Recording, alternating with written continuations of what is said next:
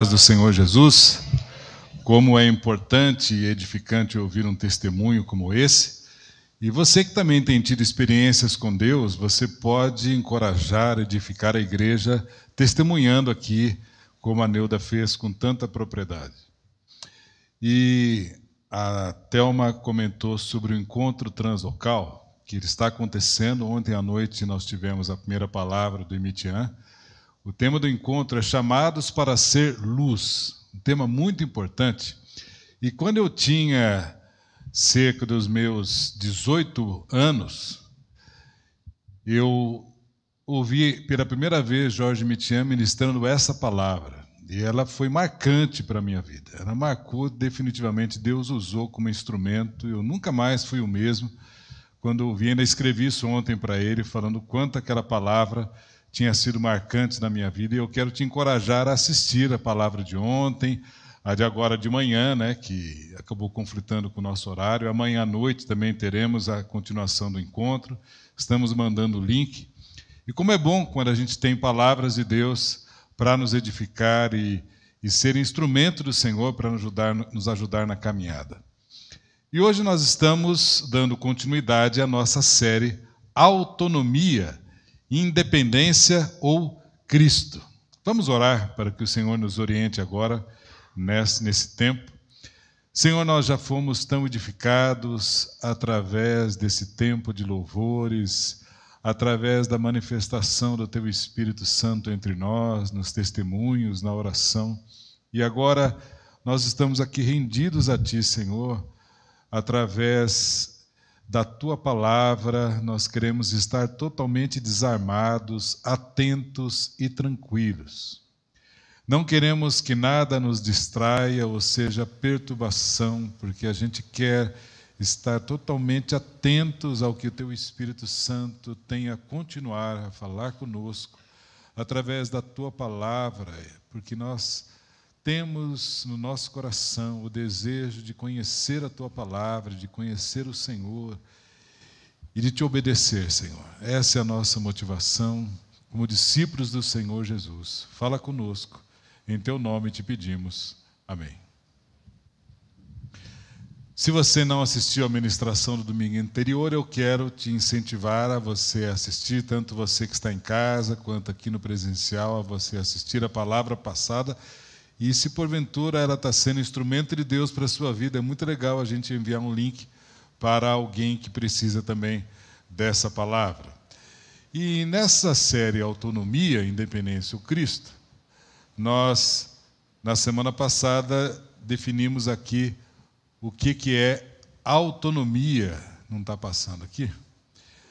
No dicionário Michaelis, autonomia significa a capacidade de autogovernar-se, de dirigir-se por suas próprias leis ou vontade própria. Soberania, isso significa autonomia. E esse é o significado de autonomia. E no texto que a gente quer frisar hoje, a gente quer lembrar que é um texto que fala sobre o tempo da Babilônia, que ela era o grande império da época, governada pelo rei Nabucodonosor. Anos atrás, ele havia invadido a Babilônia, ele arrasou a cidade, queimou o templo e levou cativo a maior parte da mão de obra trabalhadora.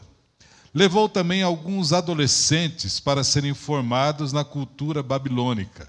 Dentre eles se destacaram 4 jovens judeus, 4 adolescentes, que com seus nomes agora na cultura da Babilônia eram Sadraque, Mesaque, Abednego e Beltesazar, conhecido como Daniel. Esses 4 jovens foram formados.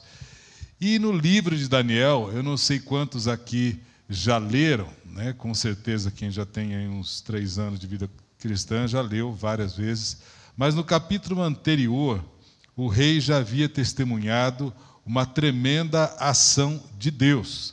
Quando esses 3 jovens, Sadraque, Mesaque e Abednego, eles se recusaram a adorar uma estátua feita pelo rei Nabucodonosor, uma estátua que era a figura dele mesmo. E Deus havia libertado de uma maneira tremenda, porque os 3 foram jogados na fornalha acesa e saíram de lá sem sequer ter aquele cheirinho de churrasco, né? Totalmente libertos de uma ação de Deus. Mas o que aconteceu? O rei Nabucodonosor ficou admirado, ficou surpreso com tudo o que aconteceu, mas não se rendeu a Deus. Porque para ele, aquele Deus era mais um Deus. Era o Deus deles, era o Deus dos jovens judeus. Como hoje em dia, nós temos gente que convive aqui entre nós, que respeita, que acha legal a nossa... terem pessoas aqui, parentes, que vivem uma vida de fé, poxa, isso é muito legal, gostam de pedir oração quando o negócio aperta, mas são Deus deles. É um Deus em quem ele não tem uma experiência. E é para exatamente você que Deus está falando hoje também.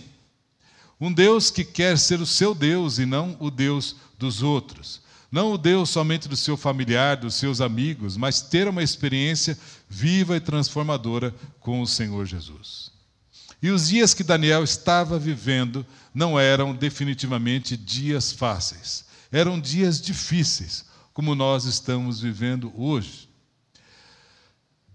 Ele antes vivia numa sociedade altamente influenciada pelos valores de Deus lá em Judá. Altamente influenciado na sua cultura pelos valores de Deus.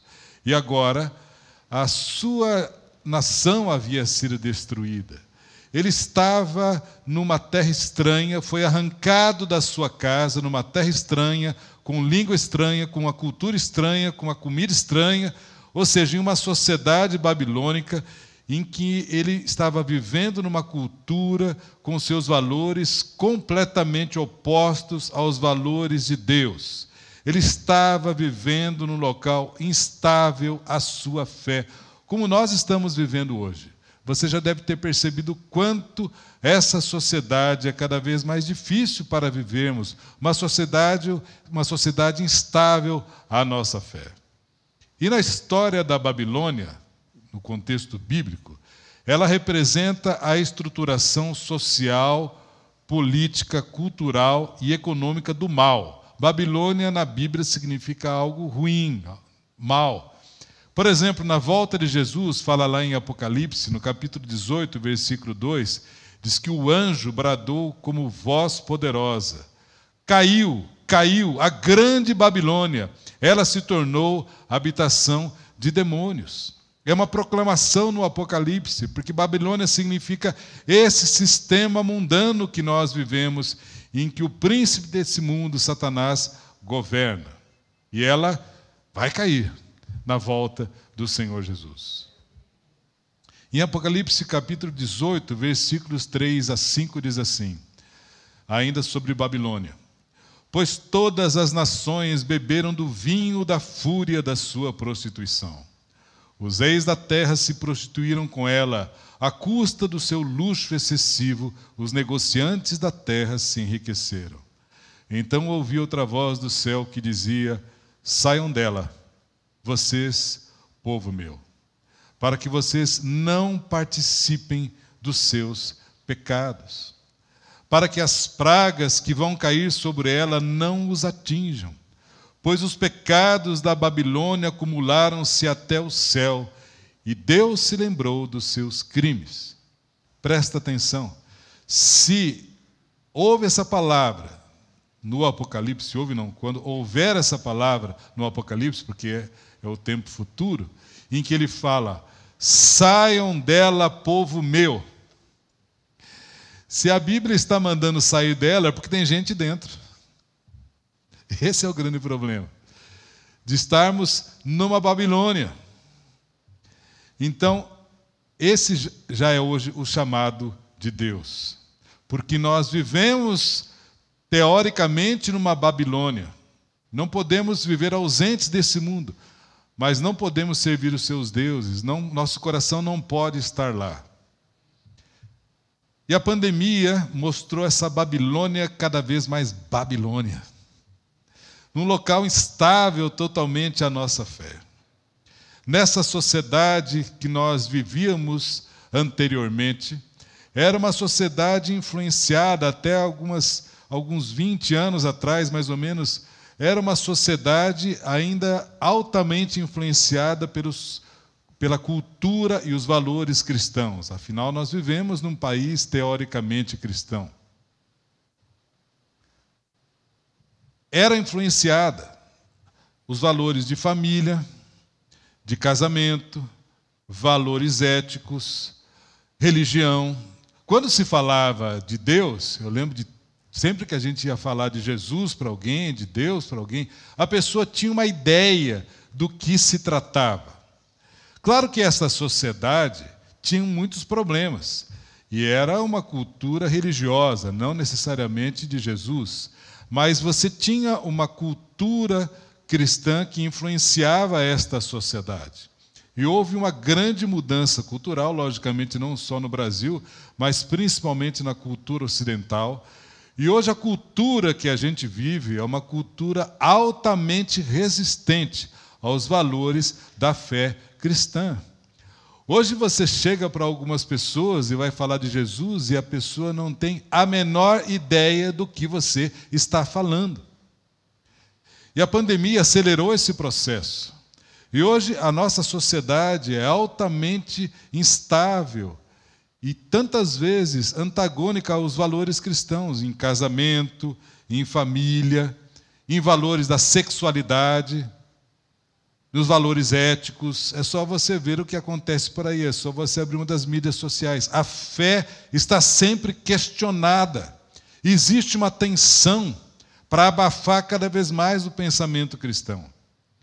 Você vê os programas de televisão, as novelinhas, as séries que são colocadas hoje, exatamente passam essa visão. As ideologias emergiram com uma força que ganharam espaço numa rapidez incrível. Se alguém que surfou nessa pandemia, foram exatamente esses valores da sexualidade. E hoje a igreja tem que saber administrar isso e ter respostas a essa cultura. Por exemplo, no movimento LGBT, a gente tem que ter resposta, saber se posicionar diante disso. Com tantas famílias totalmente desestabilizadas nesse meio tempo, com pessoas altamente afetadas do ponto de vista emocional. Hoje os desdobramentos emocionais da pandemia estão aumentando cada vez mais. A igreja lidar com o luto.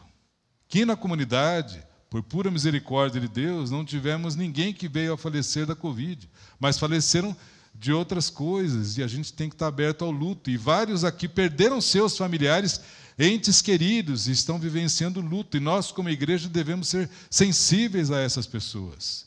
Vivemos numa sociedade em negatividade, vivemos numa sociedade em crise política, econômica, social, sanitária e agora ambiental. O problema seríssimo da estiagem. E hoje há toda uma visão esotérica na nossa sociedade. Estava falando com uma pessoa ali e, de repente, ele olhou para mim e falou assim: você é uma pessoa iluminada. Eu falei: que iluminada, rapaz? Que iluminada? Para com isso. Nós somos luminosos, porque, como disse a Thelma, a palavra de Deus fala que nós somos luz do mundo. Você é um luminoso, mas nada de iluminar, isso é coisa de esotérico. E é uma pressão por uma teologia inclusiva. Tem que aceitar tudo, tem que aceitar todos, sem uma cosmovisão bíblica. E esse é o mundo que nós vivemos. Bem-vinda à Babilônia! É esse o mundo que a gente vive, em que teoricamente tudo é normal. E eu quero aqui fazer uma propaganda, porque se você ainda não assistiu às aulas do nosso querido William, no CCG+, sobre bibliologia, você está perdendo. Não pode perder, porque é extremamente contextualizada. É isso que a gente precisa hoje. Uma visão bíblica, uma cosmovisão bíblica. E tudo é normal nessa Babilônia. E a gente tem que saber a diferenciação disso como cristãos, tendo uma visão bíblica. Que nem tudo que o mundo diz que é normal. Na realidade, pode ser comum para todos. Comum é o que todos fazem. Normal é o que a Bíblia diz que é normal. Só a Bíblia define, só a palavra de Deus define aquilo que é certo. Não são as ideologias, não são os valores da sociedade, somente a Bíblia diz, porque a Bíblia é a palavra de Deus e suficiente. Nós não precisamos nada além da palavra de Deus como nossa regra de fé. Não é a Bíblia e mais alguém, é Jesus e nada mais. E a igreja tem que responder essas perguntas. Por isso que não tem lógica esse lance da gente falar, vamos colocar um presidente evangélico, vamos colocar mais gente para a gente ganhar mais votos. Não adianta ser maioria numérica como nós seremos no nosso país daqui a cerca de 20 anos, se hoje as mídias, a educação, as leis estão nas mãos de pessoas que são pagãos altamente antagônicos à palavra de Deus. Por isso que a gente tem que conhecer a palavra de Deus, porque nessa Babilônia, os cristãos precisam ter essa cosmovisão bíblica para saber responder aos questionamentos com uma visão cristã. Não adianta eu responder o questionamento do colega da escola, ou lá da faculdade, do amigo, na base do eu acho. Não é a minha opinião, mas é o que a Bíblia diz a respeito. É isso que vale. Não adianta a gente ficar brigando nessa sociedade, querendo impor valores a esta sociedade, valores cristãos, no sentido de impor. Nós não temos que impor, nós temos que influenciar. Porque eu vejo alguns querendo impor valores cristãos que, na realidade, somente homens e mulheres influenciados pelo Espírito Santo é que têm condições de viver uma vida diante de Deus. Por isso nós estamos aqui como discípulos para ser luz, para ser sal, para ser aquilo que somos, para fazer a diferença, e não para ficar brigando de um lado para o outro. Daniel nos dá o exemplo de alguém que influenciou a sua sociedade, fazendo diferença com dinamismo dentro de um contexto. Hoje, os nossos jovens estão sendo bombardeados na universidade, entre os amigos, nas mídias sociais, com uma série de ideologias e pensamentos, e nós temos que ajudá-los a resistir isso com princípios bíblicos, uma formação cristã, não transferindo para pequeno rebanho desde pequeno, mas em casa, ele tendo o exemplo e o ensinamento bíblico. E nós temos a palavra de esperança para o homem do século 21. Nós temos a palavra de esperança que é Cristo. E hoje o que vai fazer diferença é exatamente onde somos colocados estrategicamente por Deus para termos ali a palavra de vida e um estilo de vida que seja influenciador. Mas eu quero te dizer desde já que se você, através do seu estilo de vida, do seu posicionamento, for diferente do que aquele que a sociedade fala hoje, você será restringido e você será perseguido. Porque hoje é uma perseguição silenciosa e ideológica para nos pressionar, para a gente pensar em massa. Hoje, você ir contra aquele youtuber, aquele influencer é algo negativo. Tem gente boa, logicamente, para a gente ouvir, mas hoje, se você tem uma posição diferente dos amigos, diferente do que toda essa massa de rebanho pensa, você será perseguido. Aliás, isso não é novo. A Bíblia diz em 2 Timóteo 3,12, todos que desejam ter uma vida de devoção em Cristo Jesus sofrerão perseguições. Isso não é novo. Acontece que nós, Igreja do Ocidente, estamos acostumados a ter um estilo de vida light, tranquilo, sem perseguição. Vê lá os irmãos que estão nos países árabes. Como é que é o estilo de vida deles? Sempre de perseguição. Todas as vezes que nós assumimos uma posição ideologicamente diferente que pensa o mundo, nós somos perseguidos. E presta atenção, você vai ter que escolher. Você vai ter que escolher. Entre ficar o legalzinho, junto com os seus amigos da escola, os seus colegas da universidade, os seus amigos do trabalho, você vai ser o legalzinho para pensar como todo mundo, ou você vai ter que escolher entre ser o legalzinho com todo mundo ou fazer a vontade de Deus. Ou você agrada a Deus, ou você agrada a sociedade. Ou você vive de acordo com os princípios de Deus, ou você agrada a Babilônia. Deu para entender o que nos espera como discípulo de Jesus nesse novo mundo? Isso não é novo, é só você ver a caminhada bíblica. É só você ver a caminhada bíblica. E só há uma solução para isso. A solução, a Bíblia diz em Romanos 12, 2: e não vos conformeis, não tome a forma deste mundo, deste século, desta Babilônia, mas transformai-vos pela renovação da vossa mente, para que experimenteis qual seja a boa, agradável e perfeita vontade de Deus. A nossa mente tem que ser renovada pelo Senhor dia após dia. Presta atenção, não há um terceiro reino. Ou você está no reino da luz, ou você está no reino das trevas. Não há um reino da penumbra. Temos que escolher a que reino nos tornamos. E hoje eu queria fazer uma reflexão, baseado nessa nossa série, Autonomia e Independência ou Cristo, baseado em Daniel capítulo 4, nós leremos na versão NVI, e foi adaptado de uma ministração que eu gostei muito do pastor Ricardo Agreste. Diz que o rei Nabucodonosor, aos homens de todas as nações, diz o versículo 1, paz e prosperidade. Ao rei Nabucodonosor, aos homens de todas as nações, povos e línguas que vivem no mundo inteiro, paz e prosperidade. Essa é a típica carta escrita em aramaico, que tem ali o remetente, os destinatários e a saudação. Nós leremos quase todos os versículos explicando cada um, porque ele é um pouco longo. Diz assim os versículos 2 e 3. Tenho a satisfação de falar-lhes a respeito dos sinais e das maravilhas que o Deus Altíssimo realizou para mim. Como são grandes os seus sinais, como são poderosas as suas maravilhas, o seu reino é um reino eterno. O seu domínio dura de geração em geração. Espera aí, Edmilson, você acabou de falar que Nabucodonosor invadiu a Jerusalém, que destruiu a cidade, que levou cativo o povo de Deus. É verdade. Isso porque eu não falei que ele era um sanguinário, um déspota. E ele profanou o templo, levando os utensílios do templo sagrado de Jerusalém e colocou no templo do rei do deus Marduk, dos babilônios. Então tem algo errado. Se Babilônia é algo ruim, como é que esse cara está falando esse tipo de palavra? O que é pior, lembra que no capítulo anterior, se você ler depois o versículo 3, aquela estátua que ele mandou fazer era uma estátua de si mesmo. Como é que um camarada desse está falando de Deus?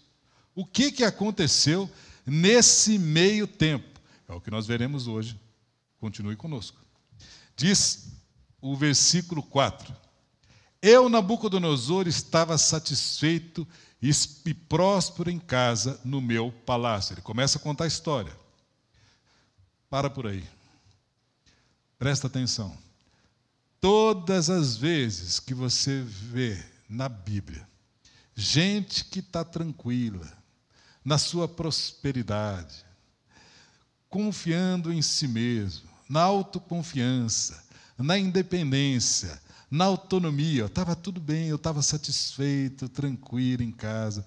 Todas as vezes que você vê gente desse jeito, sem dar glória a Deus, sem gratidão ao Senhor, isso significa loucura. Como Jesus fala lá no Evangelho de Lucas. Louco, esta noite pedirão a sua alma. Todas as vezes que confiam no dinheiro, todas as vezes que confiam na prosperidade humana, todas as vezes que a segurança está naquilo que eu tenho, naquilo que eu posso, significa insanidade na Bíblia. Esse cara vai se dar mal. Ah, mas eu sou o doutor tal, eu tenho a titulação tal. Ah, mas eu tenho tal posição econômica, eu tenho poder. Ah, você não me conhece, Edmilson. Eu coloco qualquer coisa na internet e bomba. Eu sou o cara. Vejam os próximos capítulos, que nós veremos o que aconteceu com Nabucodonosor. Veja os versículos de 5 a 7. Tive um sonho que me deixou alarmado. Estando eu deitado em minha cama, os pensamentos e visões que passaram pela minha mente deixaram-me aterrorizado. Por isso decretei que todos os sábios da Babilônia fossem trazidos à minha presença para interpretarem o sonho para mim. Quando os magos, os encantadores, os astrólogos e os adivinhos vieram, contei-lhes o sonho, mas eles não puderam interpretá-lo. Ele fica alarmado e aterrorizado com o sonho.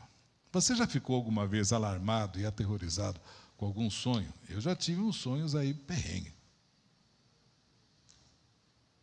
O que ele fez? Buscou a Deus? Não. Foi buscar astrólogo, vidente, cartomante, esotéricos, coaches de autoajuda. Foi buscar todo mundo e não conseguiu a interpretação do sonho. E olha o que aconteceu depois nos versículos 8 e 9. Por fim, ou seja, finalmente, foi chamado Daniel, e Daniel foi à minha presença, e eu lhe contei o sonho. Ele é chamado Beltesazar, em homenagem ao nome do meu Deus, e o Espírito dos santos deuses está nele. Eu disse: Beltesazar, chefe dos magos, sei que o Espírito dos santos deuses está em você, e que nenhum mistério é difícil demais para você. Vou contar-lhe o meu sonho, interprete-o para mim. Ele chama Daniel. Eu particularmente acho muito bonito o nome Daniel, significa Deus é o meu juiz. Sabe o que eles fizeram na Babilônia? Mudaram o nome tão bonito, que era um nome em hebraico, para o nome babilônico, chamado Beltesazar, que é homenagem ao deus Bel. Que gosto. E ele faz uma homenagem na idolatria babilônica em cima do nome de Daniel. E ele chama Daniel de que ele tinha o Espírito dos santos deuses. Veja que linguagem de baboseira, uma cosmovisão pagã, sem nenhum conceito de Deus. E olha depois os versículos 10 e 11. Estas são as visões que tive quando estava deitado na minha cama.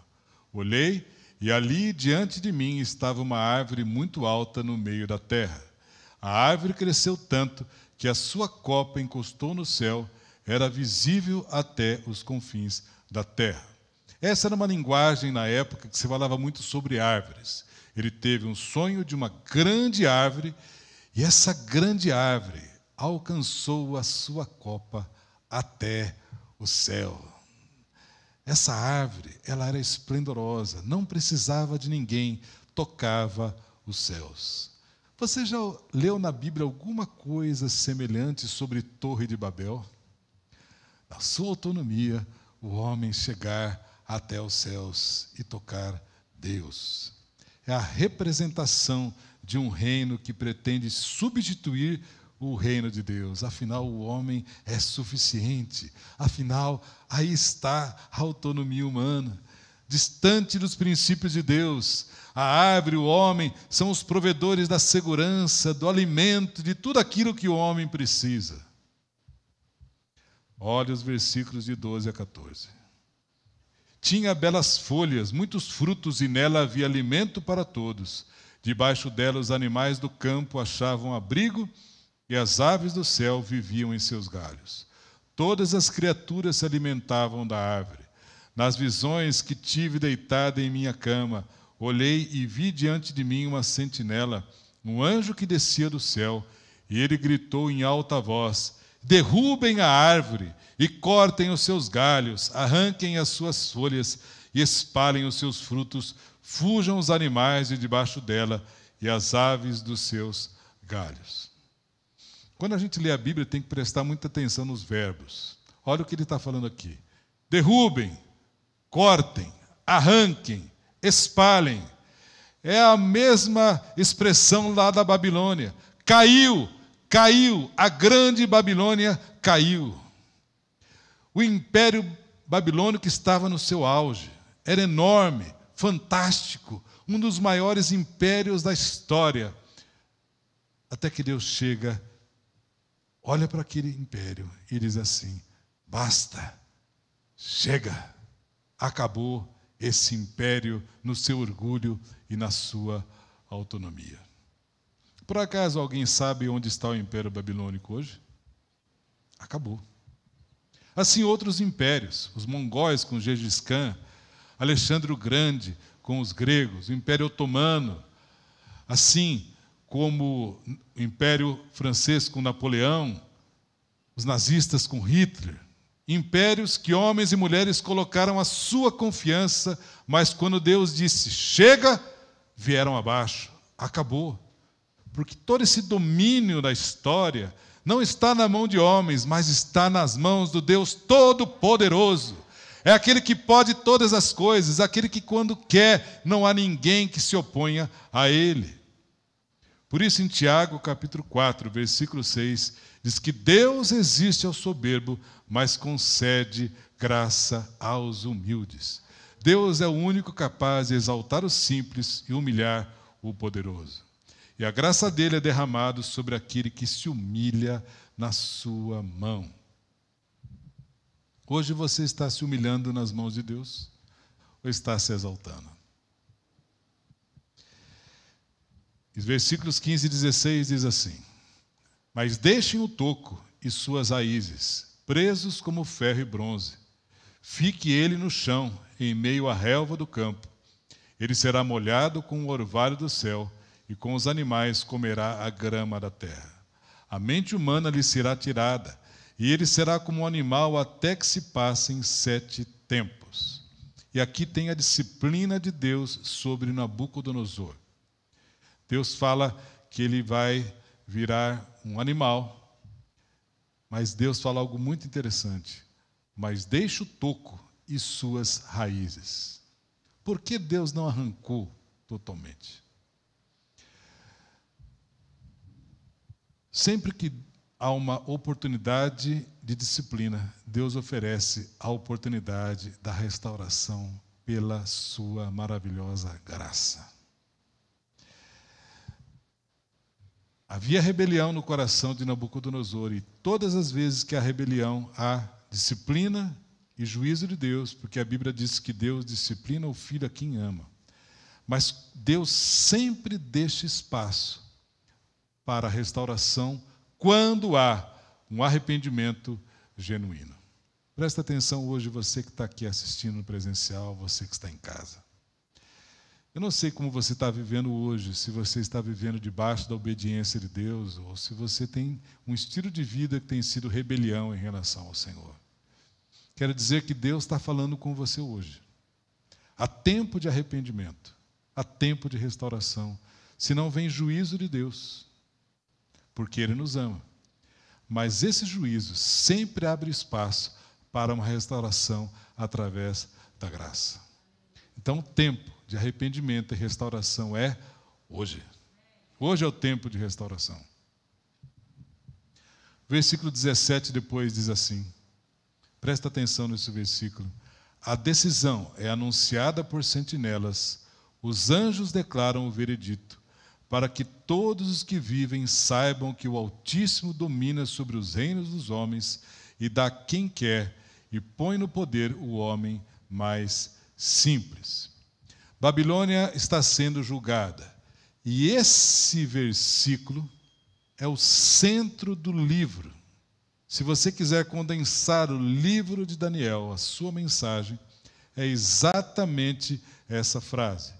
O Altíssimo domina sobre os reinos dos homens e dá quem quer e põe no poder o homem mais simples.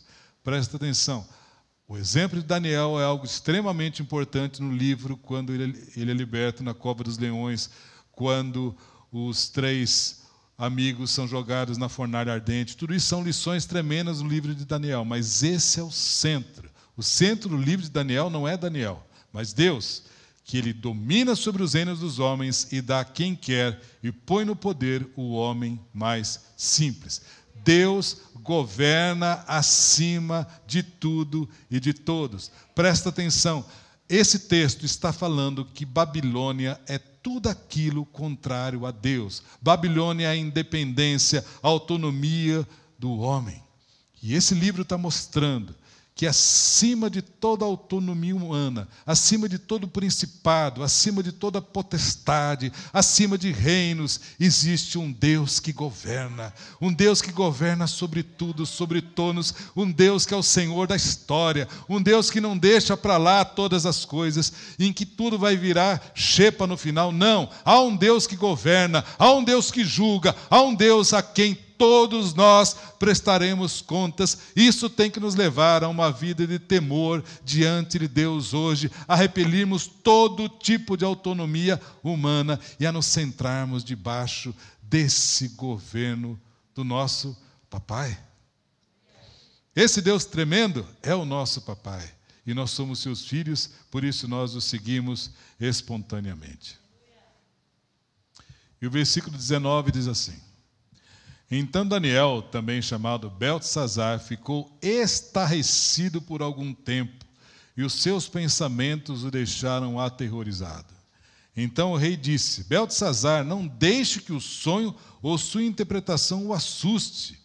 Beltesazar respondeu: meu senhor, quem dera o sonho só se aplicasse aos seus inimigos e o seu significado somente aos seus adversários. Daniel podia chegar para o rei e falar: haha, chegou a sua hora, safado. Você que destruiu minha nação, você que me arrancou da minha casa, dos meus amigos, da minha família e me trouxe cativo aqui, seu sanguinário, é a sua hora de sofrer, e que sofra bem em prestação, porque a minha vingança tem sabor de mel. Você vai ver só o que te espera. É desse jeito que ele fala? Não. Ele fica tão aterrorizado que ele fala com compaixão. Sabe por quê? Porque Daniel não era refém do seu passado. Daniel era alguém reconciliado com as circunstâncias.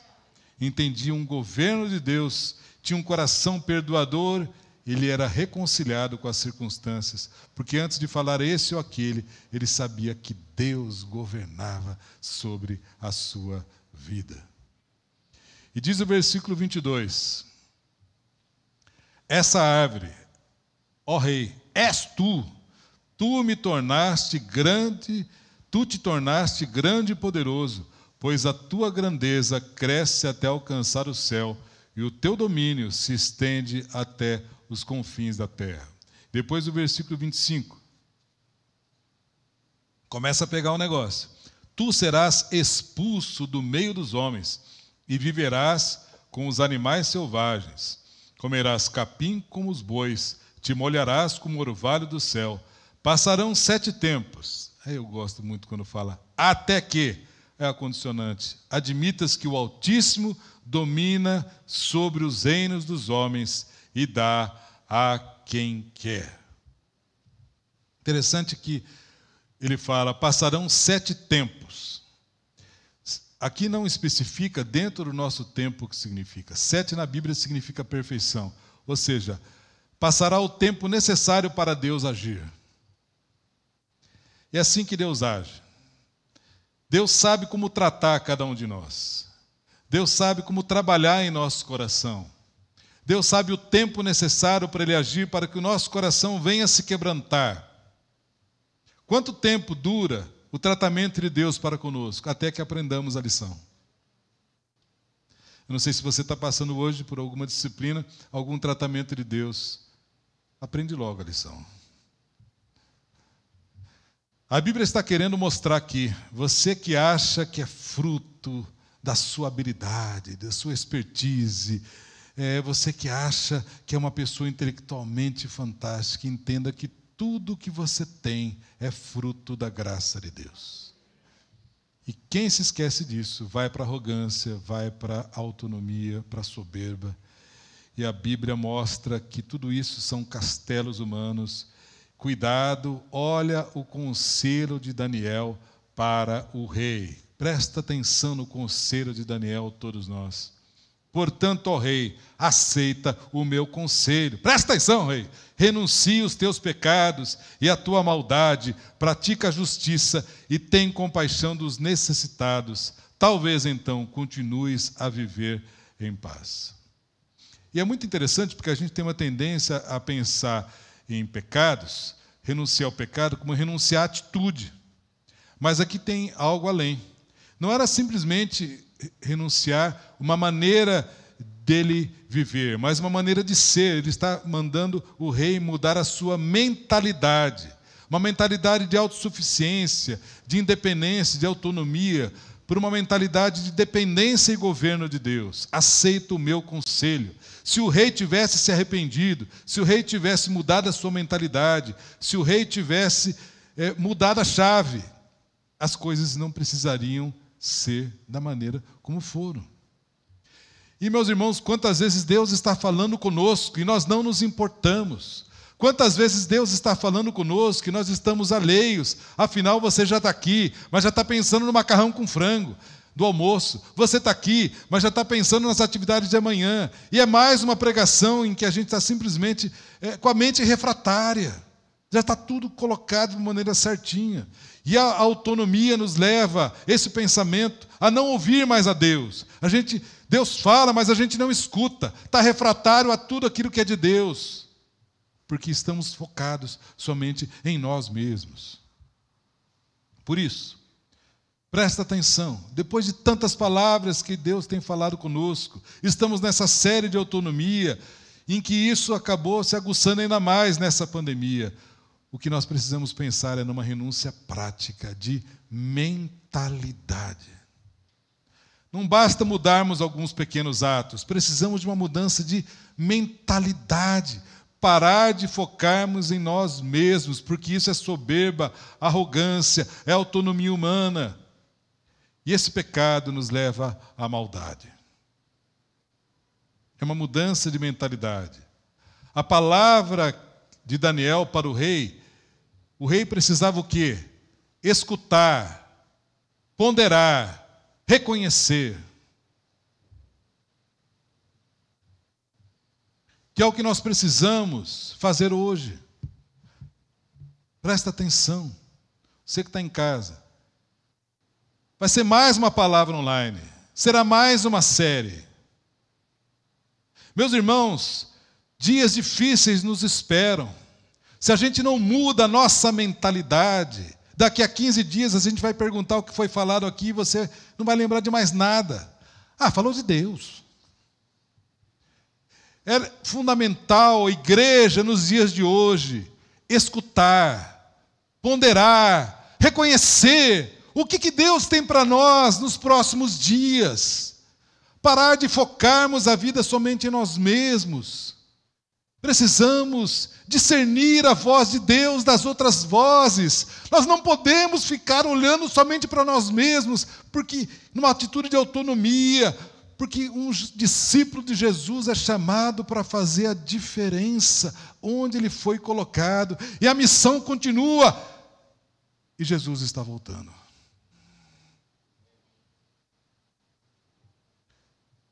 É tempo de escutar, de ponderar, de reconhecer. O que nós vamos fazer, por que fazer, como fazer, o que fazer?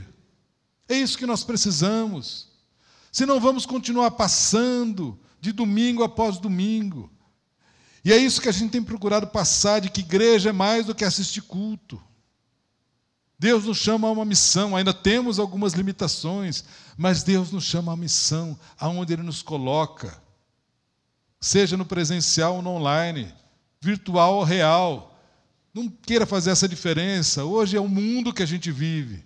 Deus nos chama para fazer essa diferença. Deus nos chama a ser sal da terra, a luz do mundo. Nós somos isso. O que nós precisamos é exercer aquilo que somos. E uma das melhores maneiras que a gente tem que fazer para tirar esse olhar em nós mesmos é servir os outros. Eu quero te animar nesta semana a você procurar alguém, seja presencial ou virtual. A gente parece que tem que fazer essa diferenciação, mas procura alguém, manda uma mensagem, ora com ela, faz uma visita, leva algo de Deus para ela. Mas, Edmilson, se ninguém me visita, ninguém manda mensagem para mim, para de olhar para você mesmo. Olha para os outros, olha para os outros. É hora de servir, de abençoar. ser generoso. Temos aqui o Hospital da Criança. Vou te dizer uma das piores maneiras que a gente tem de exercer autonomia. Quando a gente acha que tem poder para administrar o nosso dízimo. Aí eu pego o dízimo, aí eu resolvo dar tanto para o irmão tal, tanto para a missão tal, tanto para... Isso é arrogância. O dízimo não é seu, o dízimo é de Deus. E se você acha que tem poder e autonomia para administrar aquilo que é de Deus, isso é arrogância. Tem que se arrepender. Ou de você reter aquilo que é de Deus. Ninguém está te dando autorização para isso. A Bíblia não te dá autorização para isso. Mas a autonomia te dá esse engano de que você pode administrar a vida e o dinheiro do jeito que você acha melhor. Presta atenção, o dízimo é a maneira de Deus dizer que vai cuidar de você, com ou sem pandemia. O dízimo é a maneira de Deus dizer que dele vem todo o suprimento, dele vem toda a bênção, de todos os nossos recursos, não vem simplesmente do nosso trabalho ou da nossa capacidade humana, mas pela bênção de Deus para os seus filhos.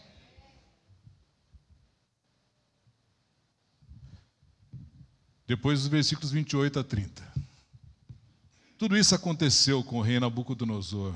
12 meses depois, quando o rei estava andando no terraço do palácio real da Babilônia, disse: acaso não é esta grande Babilônia que eu construí como capital do meu reino? Vou falar de novo, o cara tinha acabado de ser exortado, olha o que ele fala: acaso não é esta grande Babilônia que eu construí como capital do meu reino, com o meu enorme poder e para a glória da minha majestade? Teve 12 meses, 1 ano para se arrepender. Se arrependeu? Não.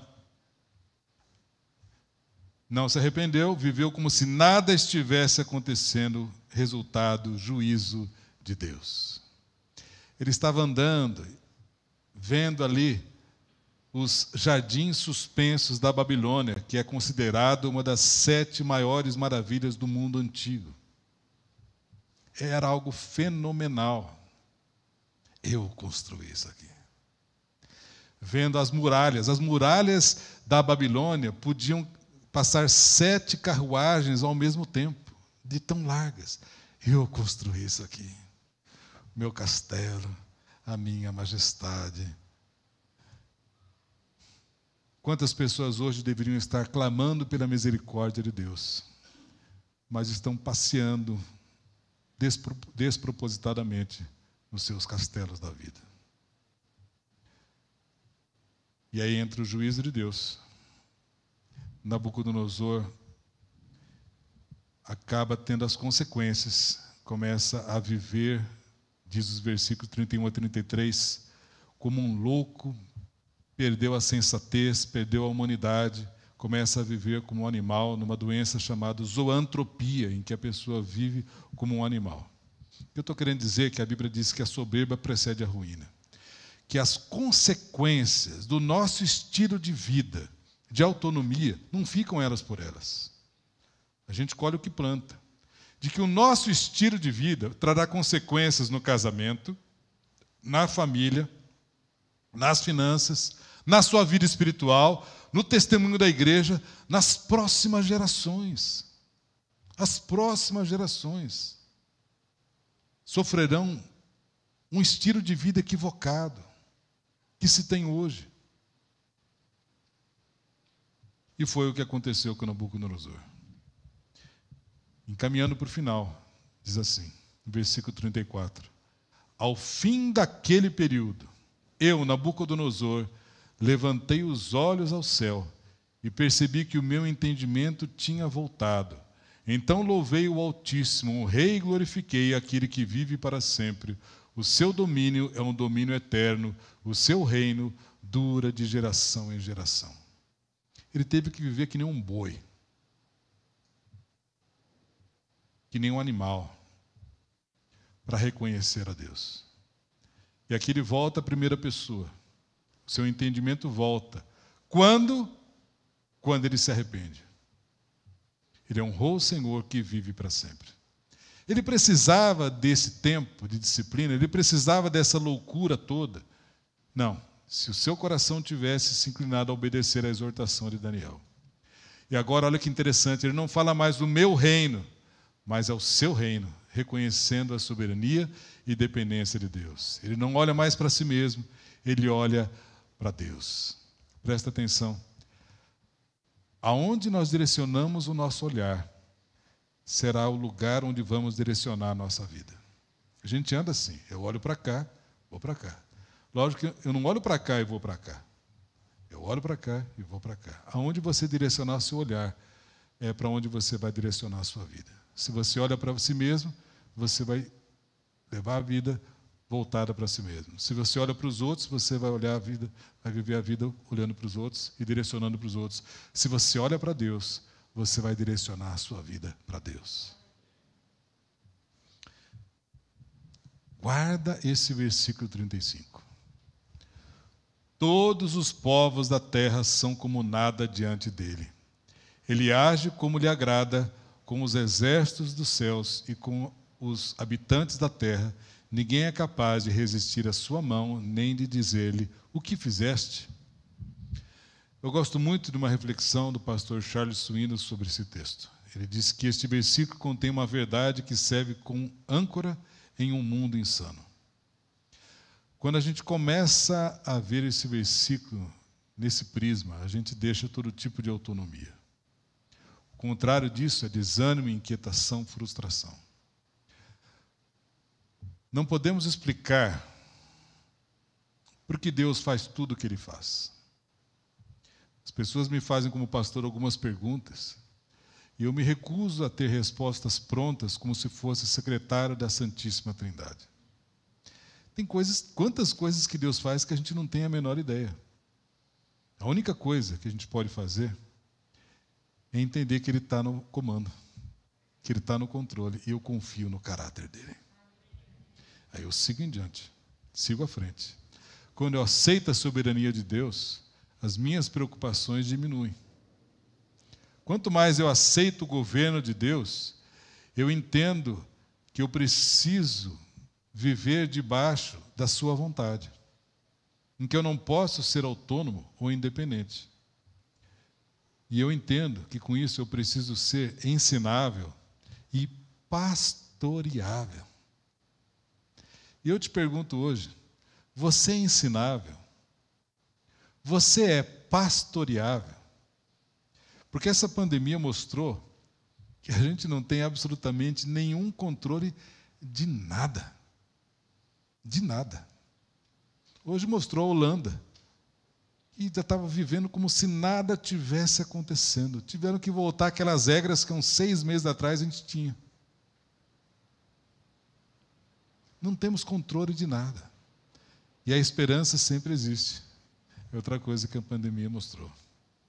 O último versículo diz assim: agora eu, Nabucodonosor, louvo e exalto e glorifico o Rei dos céus, porque tudo o que ele faz é certo, e todos os seus caminhos são justos, e ele tem poder para humilhar aqueles que vivem com arrogância.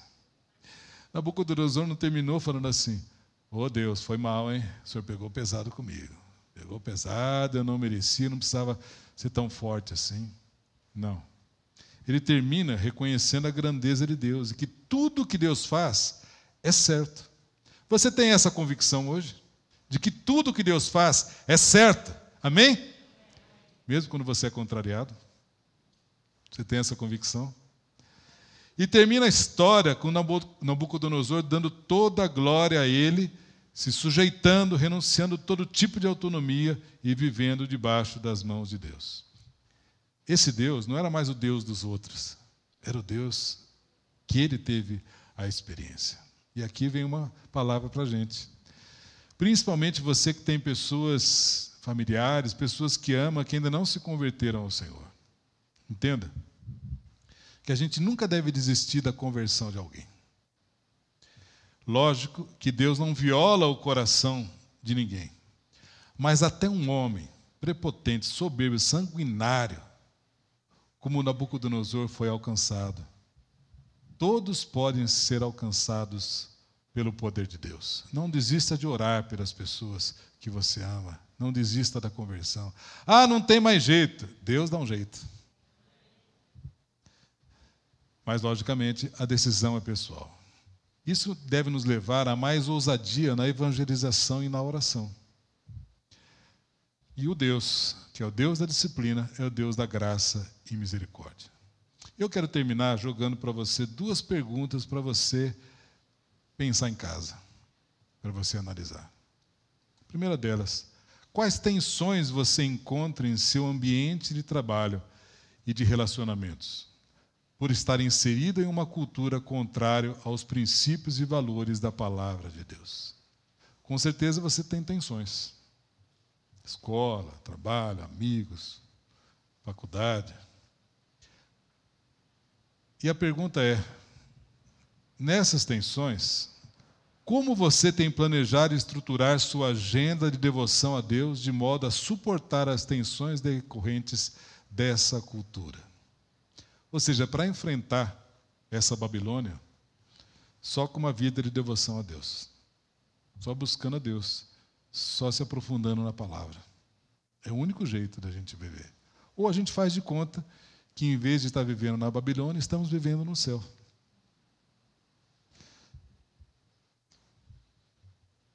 Renunciar à nossa autonomia e o nosso desejo do nosso eu. E hoje você vai sair daqui pensando: por que fazer? Como fazer? O que fazer? A minha oração hoje é que você saia daqui desta pregação com uma grande incomodação no seu coração. Para que não seja mais uma palavra, mas uma mudança de mentalidade. Isso começa essa semana. Isso começa hoje. Isso vai mudar a sua vida com Deus, seus relacionamentos, seu casamento, sua família. Precisamos retornar cada vez mais à nossa essência como igreja, ao nosso engajamento de missão. Para isso, Deus nos chamou. Esse é um caminho que não tem mais volta. Se você é discípulo de Jesus, você é chamado para viver essa vida com Ele. Vamos orar? Senhor, ao terminarmos essa palavra, nós te pedimos que ela continue sendo trabalhada em nosso coração pelo Teu Espírito Santo. Só o Senhor para tocar em nosso coração, só o Senhor para trazer essa incomodação, só o Senhor, através do Teu Espírito Santo, para nos levar a uma reflexão, porque o nosso chamado como igreja é intransferível. E nós te pedimos que o Teu Espírito Santo continue falando aos nossos ouvidos, mas a gente quer ouvir e quer obedecer. Nós queremos ter ouvidos para ouvir, e que essa palavra produza em nós transformação, a fim de que o Teu nome seja glorificado. E que durante essa semana, que a graça e a alegria do Senhor Jesus, a paz e o amor de Deus, o nosso Pai, que a consolação, que a renovação e o fogo do Espírito Santo continue queimando em nosso coração, para fazermos a diferença, em nome de Jesus. Amém. Uma semana abençoada, cheia do Senhor Jesus.